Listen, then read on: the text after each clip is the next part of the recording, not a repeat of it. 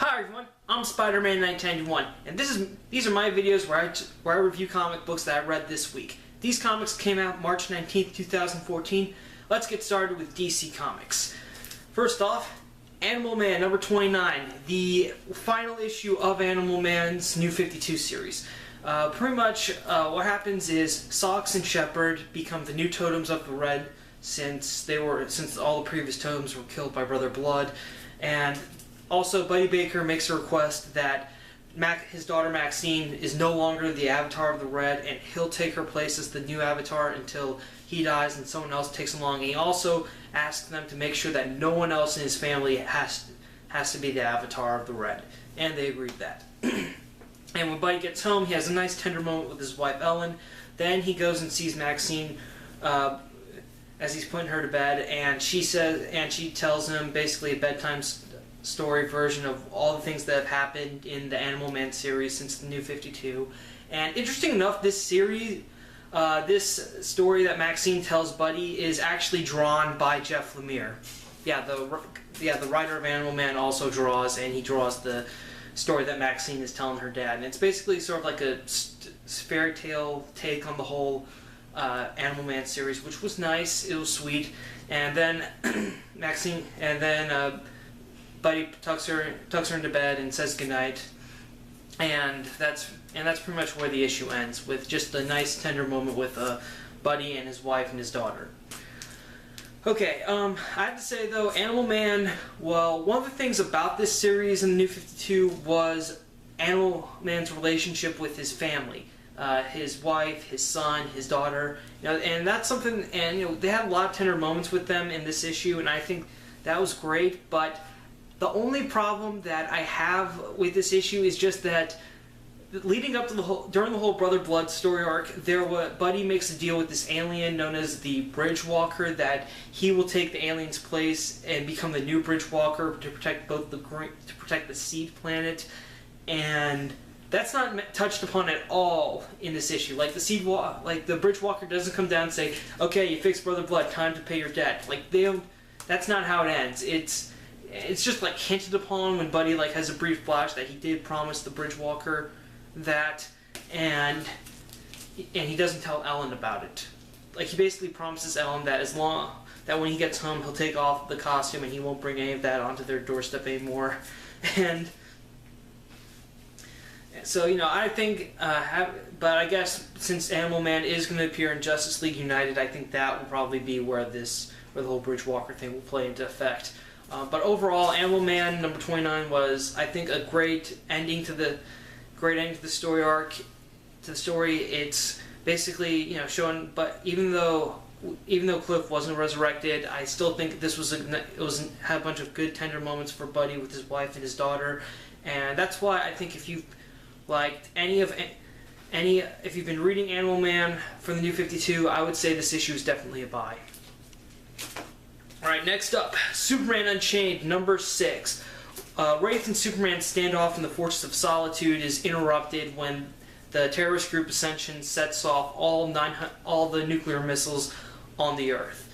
And while Wraith and the Justice League go and deal with the missiles, Superman goes straight to Ascension. He saves Lois Lane. He pretty much he tries to get control of the huge crystals that they're using, but unfortunately Ascension activates the self-destruct sequence, and Superman is able to get Lois and one of the crystals out of there.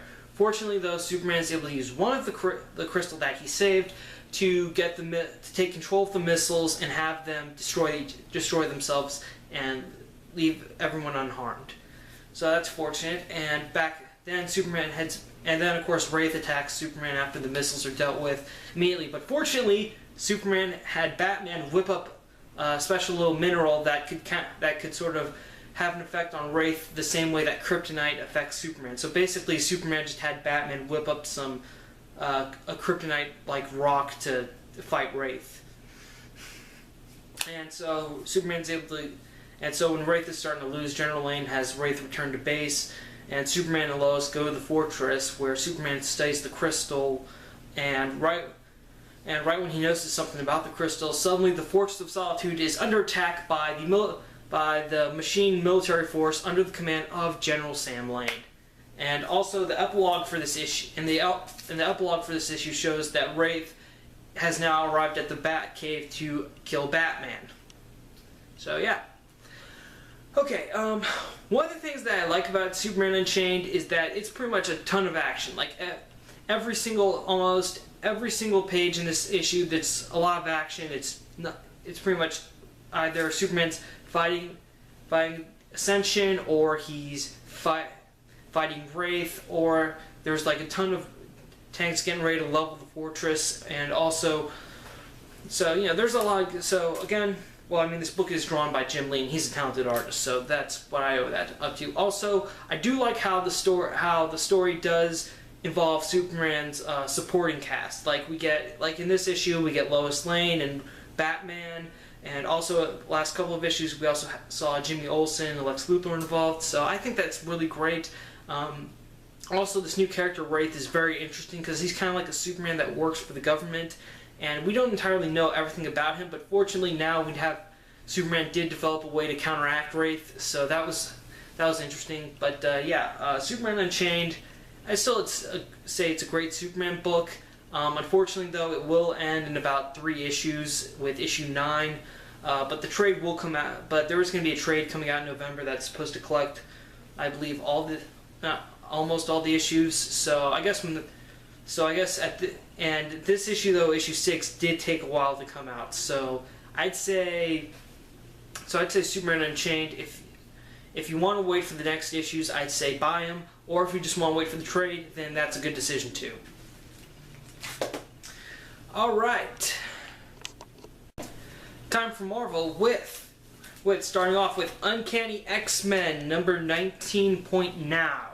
Okay, the only reason I'm not going to start picking up Uncanny X-Men with this issue. Honestly, I only got this issue because of the all-new Marvel Now promo, where some issues, the digital code will not only give you a digital copy of this issue, but it will also give you a digital collection of the first trade from the series, and in this case, Uncanny X-Men by Brian Michael Bendis, Volume 1, and it seemed like, and obviously I think that's a good deal, especially if you haven't been reading this series, so you can go back and read it from the beginning. I think that's great, especially getting like a full digital edition of a trade for only like $4. I mean, I really like that. So if you haven't been reading Uncanny X-Men and you want to start from the beginning, then this is your incentive to get this issue. But okay, as for the issue itself, it basically sets up a new story arc. It's basically Cyclops. Now, as you know, the Uncanny X-Men are led by Cyclops, and they're pretty much the, I'd say, anti-hero, almost anti-hero X-Men. They are pretty much the ones who believe that there's going to be a new war between mutants and humans, and basically what happens is Cyclops' X-Men go to investigate the location of a new mutant that's discovered by Cerebra, and when they get there, though, they're immediately attacked by Sentinels, who apparently now have the ability to somehow negate the natural mutant power, but fortunately the Sentinels are destroyed thanks to Magic's sorcerer abilities, which aren't affected by her mutant power. Unfortunately, though, after they destroy the Sentinels, again, the public hates them, and Cyclops is like, okay, whoever built these Sentinels, we're going to war with them. And also, while this is going on, Agent Maria Hill of S.H.I.E.L.D. is trying to track down Cyclops' X-Men by visiting some of his former students, and also Sabretooth and Mystique have visited Dazzler while she's in her recovery room, and they've collected some of her DNA, which they plan on using to make a mutant growth hormone and sell that so that they can get rich. Okay, honestly, this issue, I understand that the whole point of all new Marvel Now is kind of to be new reader friendly, but gotta be honest, I really didn't think this was not really new reader friendly, because there are some of Cyclops' X-Men, I probably recognize 2 of them because they appeared in the first few issues of All New X-Men, but other than that, I don't really recognize the rest. I do recognize, Magic and Emma Frost, but, also, I wouldn't, but let me put it this way: it is a good idea that they are including the free first trade with the digital redemption code. So I'd say if you haven't read Uncanny X-Men, but you don't want to pay full price for the first trade, get this issue because it's only going to be $4 to get the issue and also the code to get the free trade. So yeah, that's the only reason that you should buy it. Otherwise, just skip it. Okay, next up, Superior Spider-Man Annual number 2. This is a tie-in for Goblin Nation, although it doesn't feature Spider-Man. Well, Spider-Man appears in it's basically 2 stories. One featuring Ben Urich, or Urich, I hope I'm saying one of those right, and Ben pretty much believes that his nephew Phil, who we all knew since Big Time, was the new Hobgoblin and is now the Goblin Knight. He believes that Phil can be redeemed and that there's still some good in him. And the second story features Wraith, aka Captain Watanabe, who recovers near Parker Industries, and she finds out that Carly Cooper has been infected by the Goblin Serum, and also that the technology in her eye and her mask lenses has the glitch that makes her unable to see anyone with a Goblin mask or face. At that point, she takes out the lenses and heads off into battle. Okay, Superior Spider-Man Annual number 2. It's about $5. So, and is this really necessary for the main Goblin Nation story arc? No, it really isn't. I mean, if you want to get like the entirety of the Superior Spider-Man series before it ends, including the annuals, then yeah, for collecting reasons I can understand. But for the story itself, I would say if you're someone who wants to get all the other tie-ins, like the ones in Superior Spider-Man Team Up, then yeah, this would be a good idea. But if you really couldn't care less about any of the tie-ins, like in, say, Superior Spider-Man Team Up, or in this case, and you just want to get the main Goblin Nation story, then I would say skip this if you don't want to pay the extra $5. Because really, this isn't necessary for reading the Goblin Nation. It's just a little extra thing to have. Okay, final comic is, well, you just saw it because I held it up, Daredevil number 1, part of All New Marvel Now. And no, this one does not come with the free digital collection. It just comes with the digital code, and this only redeems for this issue. Anyways, pretty much it opens up with Matt Murdock now living in San Francisco after he was disbarred in New York when he finally went public with his identity as Daredevil. And so after that, he and Kristen McDuffie decided to take Foggy Nelson with them to move to San Francisco, since that's pretty much the only place Matt Murdock can practice law anymore, because he lived there in California before he was disbarred. So, pretty much Matt Murdock has taken up a new case. First, he investigates as Matt Murdock. Then he switches to Daredevil to rescue this girl who he discovers has a bomb inside of her. And and it's really funny seeing Matt running from the girl, trying to get the girl away from the kidnappers, because he's having a very difficult time getting around in San Francisco. And there's a good reason for that. Basically, Matt's blind and he's lived in New York his entire life, so he does have a radar sense, and that's helped him, get around the city. He's lived there his entire life, and he did live in San Francisco, but it was, I think, pretty brief or something. Well, it was a long time ago, and the neighborhood has changed, so he's still adjusting. And to help the adjustment, though, which is kind of a positive and negative, he's got an earpiece with Kristen telling him where to go and stuff as she's checking Google Maps and everything. So it's kind of a positive because he does kind of know where to go now, but also it's kind of a throwback because it does throw off his super senses quite a bit. But long story short, Bat's able to get the girl to a hospital, then take care of all her kidnappers, and on the final pages of the book, we see that Matt and Kristen have opened up a new law office together, and their client, the deputy mayor, I believe that's what was her position, talks to Matt and Kristen about what happened, and she asks, didn't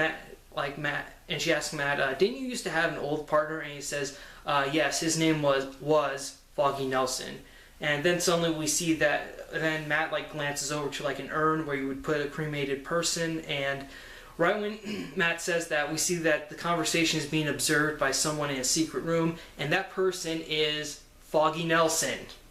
Because Foggy's a little surprised that Matt said was, like he referred to him in the past tense. And that's where the issue ends. Okay, Daredevil #1, great opening issue. This really was a great opening. It pretty much summarizes I think this is like something great for, if you've read the last Daredevil series by Mark Waid, you know what's going on. But I think at the same time, if you haven't and you're just now getting this, you can kind of get sort of a fresh start with this, because it does kind of, I mean, you may ask yourself, I mean, it does kind of briefly mention why Matt's in San Francisco, but at the same time, it doesn't really go into much detail about it. Also, I did like how Matt is struggling since he's in a new city, trying to get everything and trying to like align his senses to understand his surroundings and stuff. I thought that was great, how he's kind of struggling with this and still learning the ropes of San Francisco as he's going along. Also, I like the ending with Foggy in the secret room watching Matt and Kristen's office through a hidden camera. I think the reason behind that is, well, if you read the last series, you know that Foggy has cancer. And also now Matt's identity as Daredevil is officially public knowledge. Like, everyone knows he's Daredevil. It's because he basically said it in court. So I think the reason Matt is saying Foggy's dead is so that no one can come after him, because Matt Murdock, Daredevil, has a lot of enemies, and he wants to and Foggy Nelson is his best friend. Foggy's always been there for him, and so he wants to keep Foggy safe and until he can get better. And obviously the best way to do this is just to say that Foggy passed away and keep him safe, probably in an undisclosed location, so that he'll be safe and away from Daredevil's enemies. So yeah, overall, Daredevil #1, this is something that you should definitely check out, because the last Daredevil series written by Mark Waid got tons of fantastic reviews. I read it, it's awesome, and I think this series is just going to be just as awesome. Seriously, this is definitely a buy. Okay, and that's it for my and that's it for the comics I read this week. Before I go, I just want to talk about a couple of things newsworthy. Yesterday, Friday, Marvel announced a teaser featuring the Amazing Spider-Man, saying that with the words "every single one," and it was pretty much an image of Spider-Man in the center, amazing, not superior, and he's surrounded by a bunch of other figures that have been sort of blacked out from the rest of the poster. I think that this could be a teaser for the sequel to Brian Michael Bendis' Spider-Man series, which on Monday Bendis revealed was greenlighted by Marvel. So I really think that this teaser, every single one teaser, could be a sequel to Spider-Man, and we could possibly get a lot more Spider-Man in the series, not just Peter or Miles Morales, but we could also see a bunch of other alternate Spider-Man. Heck, even Spider-Man 2099, since he's living in the present. Oh yeah, and so what do you guys think? What do you think this whole teaser means? Talk about your theories in the comments below. Also, a video was released by Corridor Digital this week that gave us an idea what would Superman's day be like if he wore one of those first-person GoPro cameras. And it's pretty much gotten over like 5 million views already, and it is really amazing. It's seriously a good video. You should definitely check it out. It's by Corridor Digital. It's called Superman GoPro camera. Seriously, it's awesome. Check it out. Okay, so that's it for my comic review this week. Thank you for watching. Thank you for subscribing to my channel. Please like and subscribe if you enjoyed this video. What are you guys reading this week? Leave your pull list in the comments below. Again, thanks for watching. Thanks for subscribing. I'm SpiderMan 1991 saying see you later.